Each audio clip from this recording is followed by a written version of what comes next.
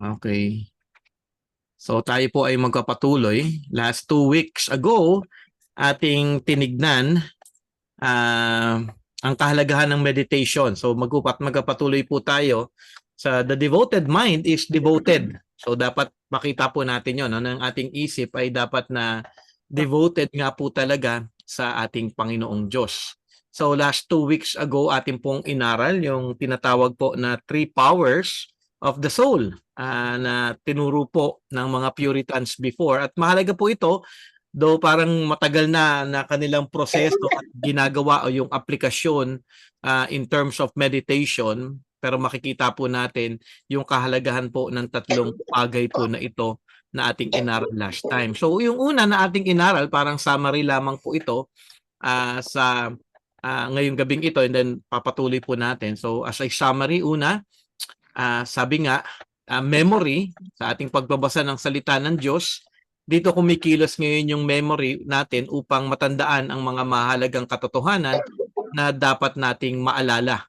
Okay? So when we read sa ating pagbabasa, so kumikilos po yung ating isip upang ating makita at nailalagay po ito sa ating pag-iisip at ito po ay mahalaga na unang bahagi ng meditation. So when we read, may proseso po yung pag-iisip natin. Pangalawa is understanding. Okay? Sa ating pag-aaral naman ng salita ng Diyos, so hindi lamang tayo nagbabasa, bahagi nito ay pag-aaral na rin. Mahalaga na ating ngayon nauunawaan, understanding ang mga katotohanan kung ano yung nais ng Diyos na ating matutunan sa kanyang salita. So when we read, dapat bahagi din nito inuunawa natin. So pag nag-meditate po tayo, hindi lamang po tayo nagbabasa ng Bible. Ipinapanalangin din natin sa ating Panginoong Diyos na, Lord, tutulungan niyo po ako na maunawaan ang inyong salita ngayon. Kasi most of the time, ang nangyayari po sa devotion time natin with the Lord is we just read without understanding, just to go through the process ng alam niyo yun, ng pagbabasa o ng devotion sa ating Panginoong Diyos. So mahalaga na makita natin na merong pagkilos sa ating isip, may pagproseso nito sa salita ng Panginoon. At pangatlo, ating atong tinawag last time ng Bible appropriation. Okay?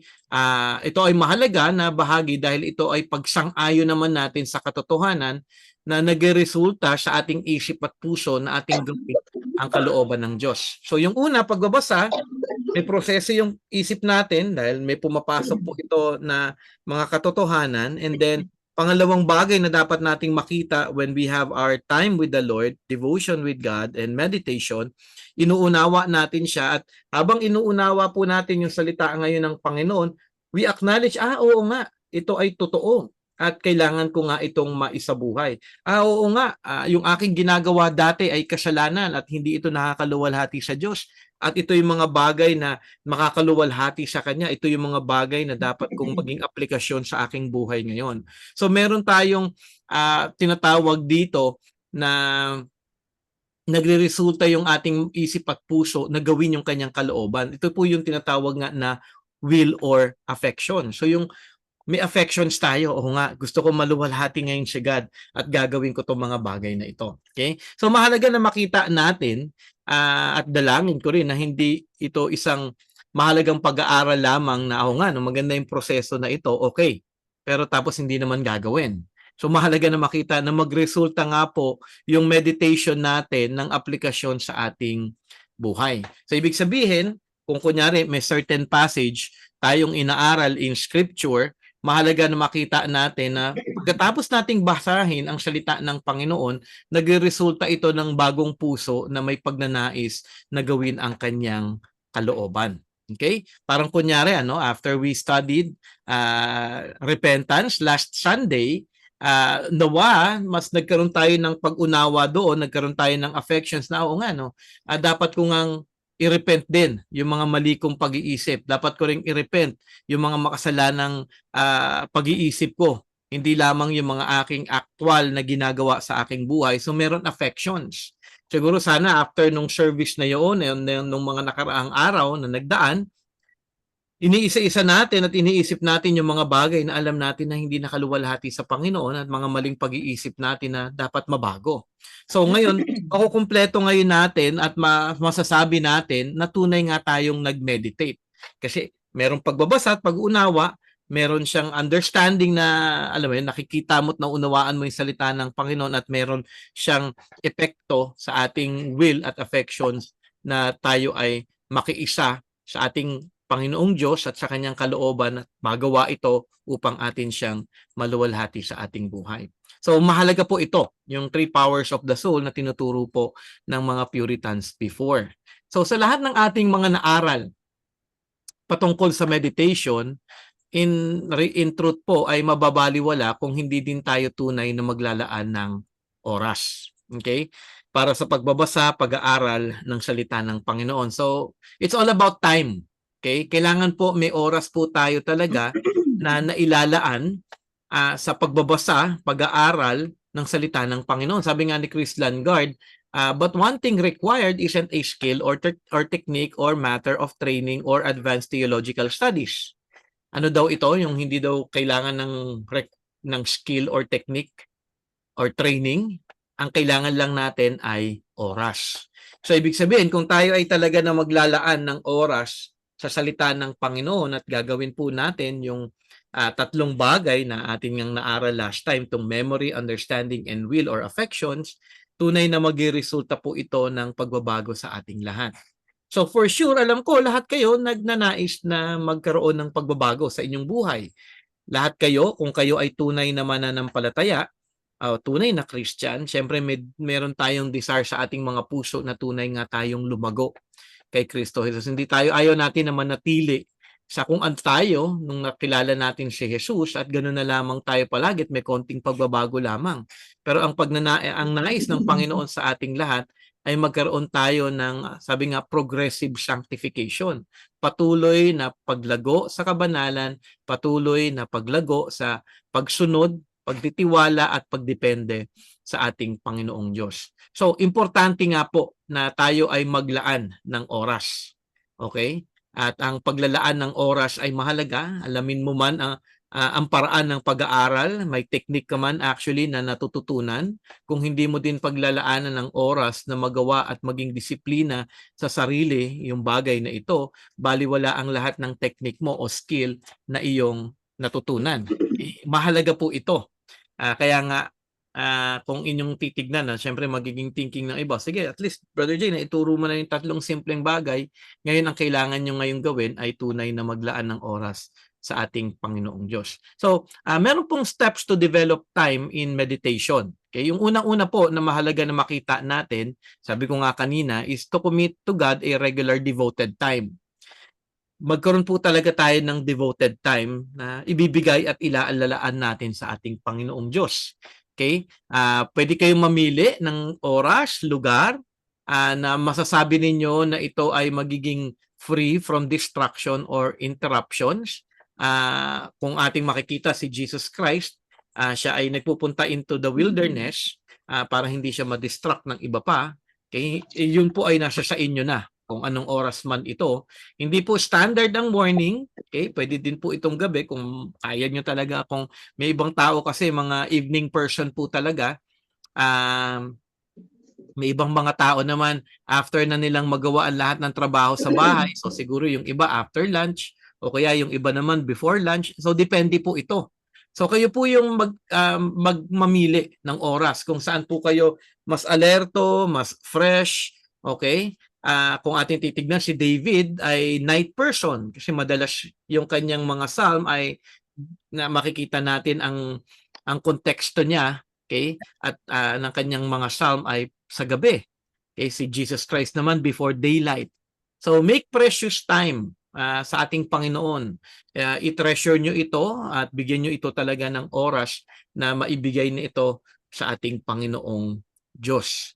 Okay, so commit to God a regular devoted time. Regularly. Okay? So, hindi po ito yung tamang, itong araw na ito, tingin ko okay ito.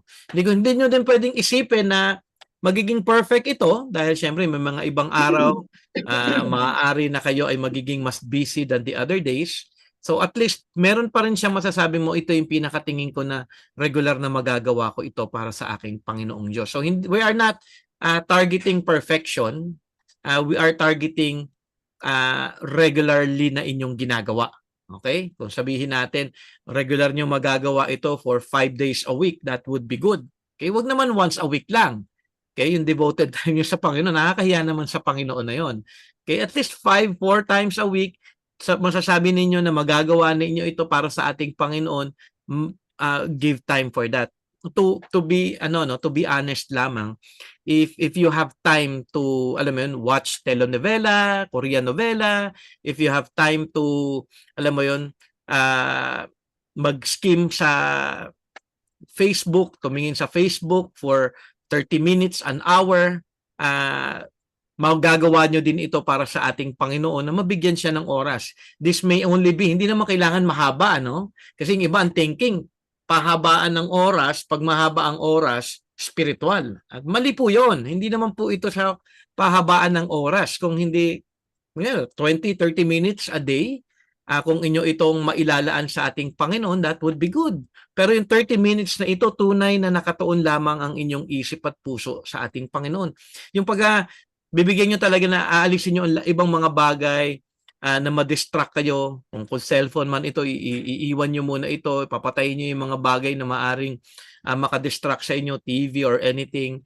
Kundi magkukulong kayo with the Word of God lamang, kaharap ninyo at oras ng pananalangin para sa Kanya. So, if you can do things para sa mga bagay na hindi mahalaga sa isang araw, I do believe mabibigyan nyo ng oras ang ating Panginoon dahil pinakamahalaga sa ating buhay ay ang ating Diyos. So, hindi kailangan mahaba, hindi kailangan din mahaba ang inyong basahin. Kung one chapter, one chapter you can read that within 5 minutes.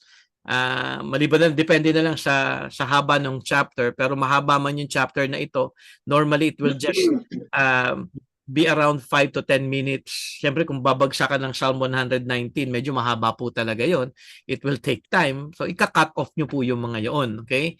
So, kung ano lang yung makakaya ninyo na mabasa at mabigyan ng oras na maunawaan. So, ito yung una at napakahalaga po nito.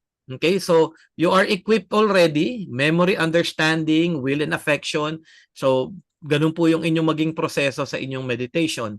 Number 2 is prepare your mind and heart as a fragrant offering. Okay? Ito po yung oras kung saan po ay inaalay ninyo ang inyong isip at puso sa ating Panginoong Diyos. Kumbaga ito yung oras ng inyo pong pagpupuri sa ating Panginoong Diyos. Ibinibigay nyo ito at ito yung oras kung saan kayo ay mag-acknowledge kung sino ang ating Panginoong Diyos sa inyong buhay. Siyempre, with a lot of distraction sa ating, distracted po tayo sa maraming bagay. Siyempre, you can start your time with the Lord by asking Him, ask for grace. Lord, tulungan niyo po ako na sa oras po na ito na ang aking isip at puso ay nakatuon lamang sa inyo. Wala po muna ako, tulungan niyo ako, wag po munang mag-isip ng mga bagay o lalahanin sa buhay. But Lord, tulungan niyo ako na tunay ko po na basahin ang inyong salita, unawain ito, at nawa magkaroon po ito ng pagbabago sa aking isip at puso at aking affections na tunay ko pong naisin na magawa ang inyong kalooban. So, panalangin po natin ito. Okay? Na, kumaga, di ba, meron tayong tinatawag minsan, we prepare our things before we do something. Ganun din po sa oras po ng ating devotion sa ating Panginoong Diyos. Okay? Mahalaga na makita po natin na ginagawa po natin. Ito hindi yung parang, oh Lord, Lord, thank you for today. Gabayan niyo po ako sa pagbabasa ko. Sana may matutunan po ako. Amen. Okay? Parang yung parang nag-rush ka. Hindi. Huwag po kayo magmamadali. You face yourself na, Lord, ito po ay oras na kayo ay aking makikilala ng lubusan pa. So, hindi po tayo nagmamadali dapat. Okay? Kaya nga maganda na meron talaga kayong set devoted time na nakalaan para doon para hindi po kayo napipressure in doing something. So ibig sabihin, when you do devotion, hindi ito yung parang pinapasok nyo lamang sa oras ninyo, okay, basta't magawa na lang. Hindi po dapat ganon. God will not be pleased kung ating pong response o yung ating pong way ng paglapit sa Kanya ay parang minabadali lang natin just to say na, alam mo yun, parang checking the boxes para masabi lamang natin na nagawa natin itong bagay na ito. Hindi po, we are to prepare our minds and heart as a fragrant offering before the Lord.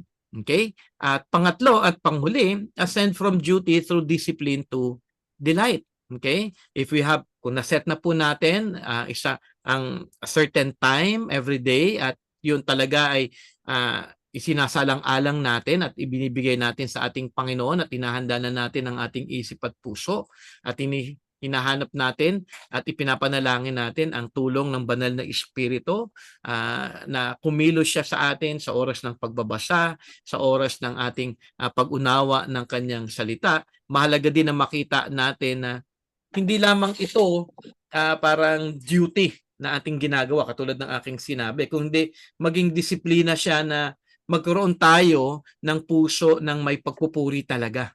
Okay, may delight. Yung pagka-delight is may kagalakan.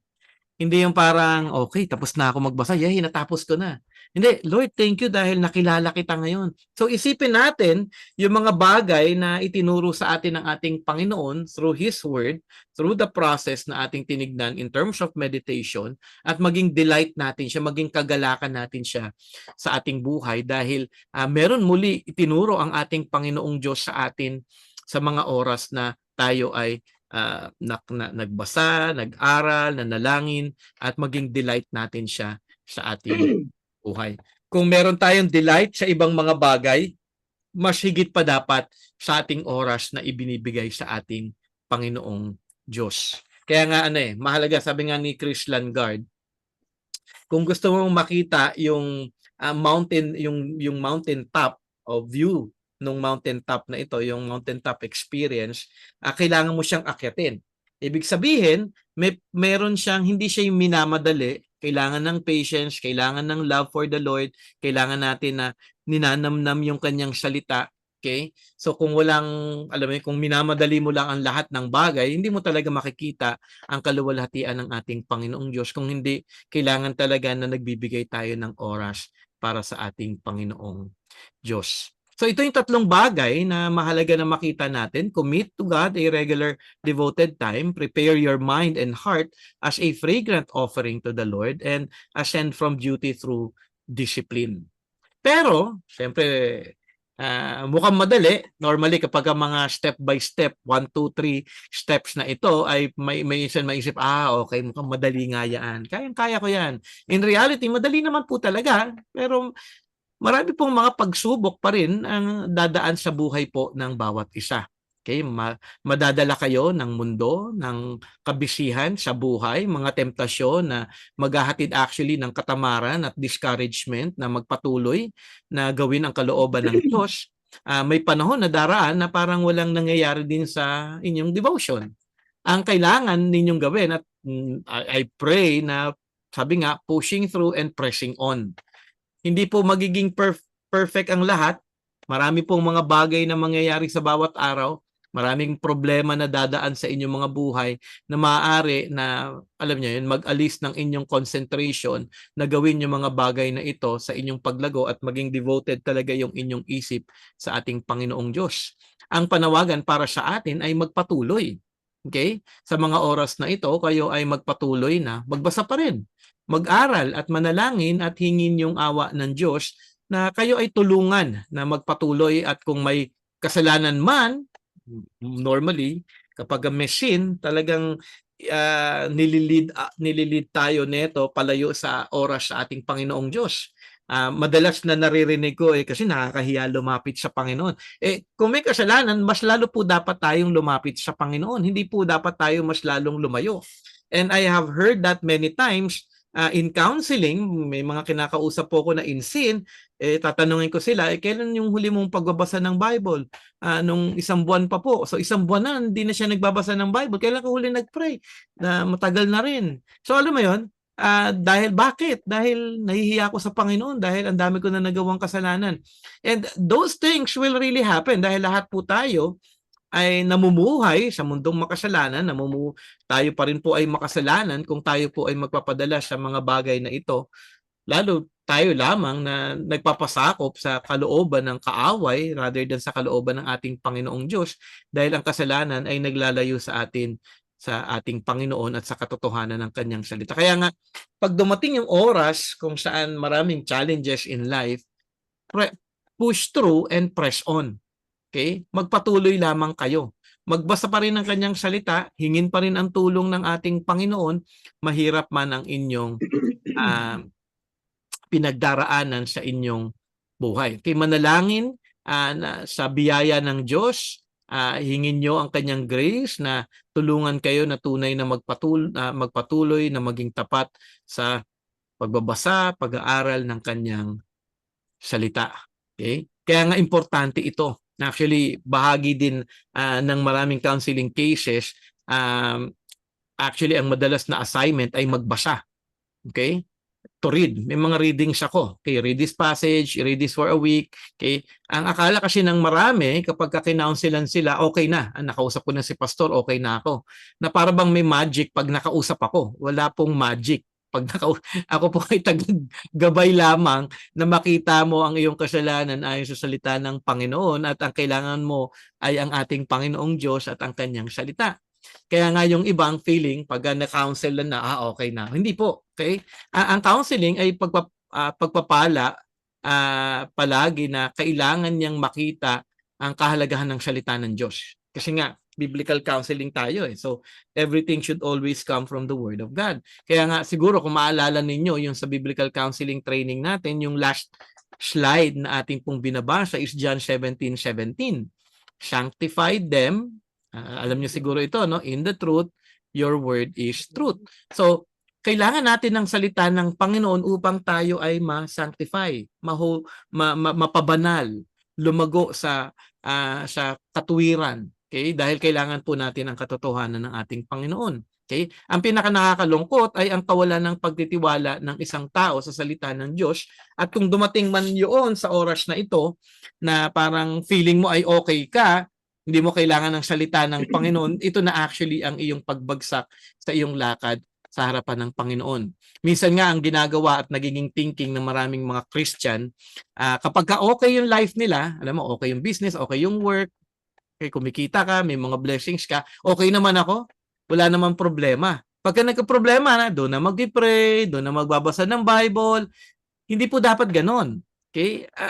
We are always deceived po eh. Marami pong sitwasyon sa buhay ng isang Christian na tayo po ay nadi-deceive, and I tell you na wag po tayong magpa-deceive na kung okay ka sa work, okay ka, alam mo, may pagpapala ka, may blessing ka, hindi po nakabase ito yung ating buhay na okay ka with God because you are receiving good things.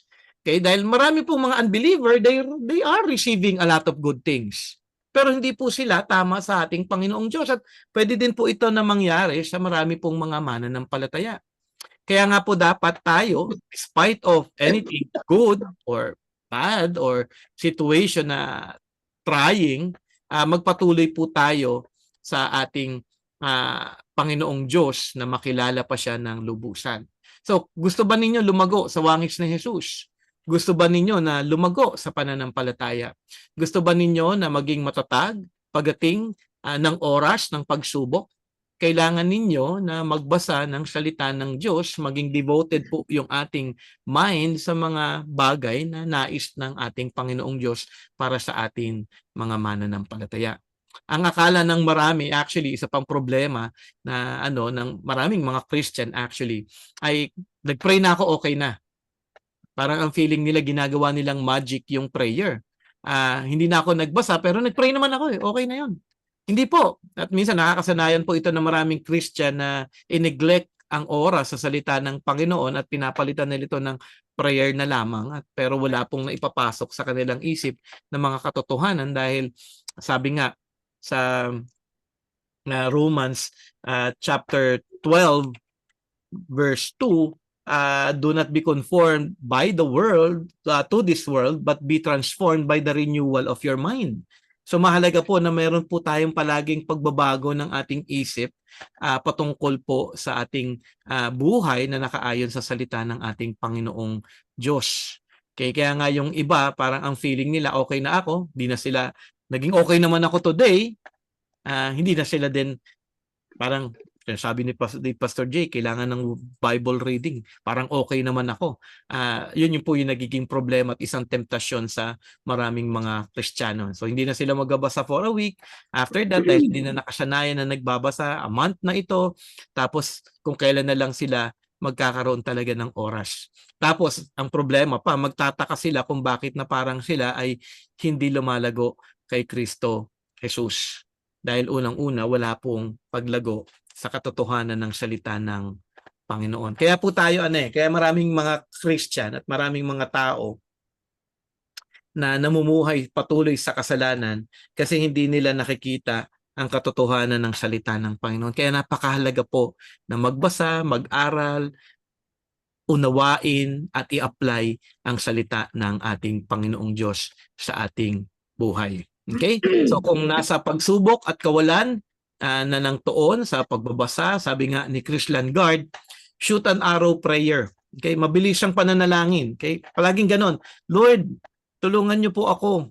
Okay? Iligtas niyo po ako dito sa katamaran ko, sa pagbabasa.